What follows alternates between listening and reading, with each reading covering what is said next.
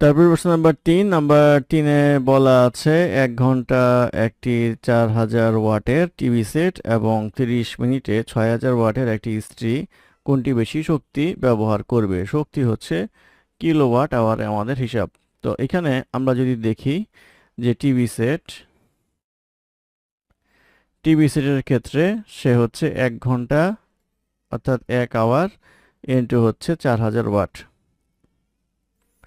অর্থাৎ এটা আসবে হচ্ছে 1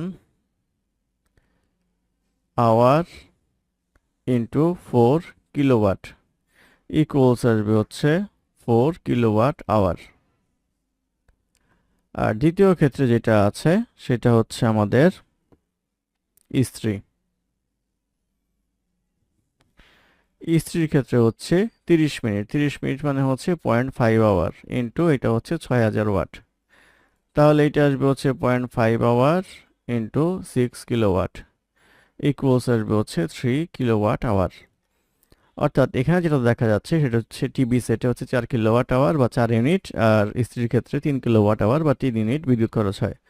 সেক্ষেত্রে শক্তি ব্যবহার করবে বেশি হচ্ছে আমাদের টিভি সেট। এটি হবে এই প্রশ্নের উত্তর।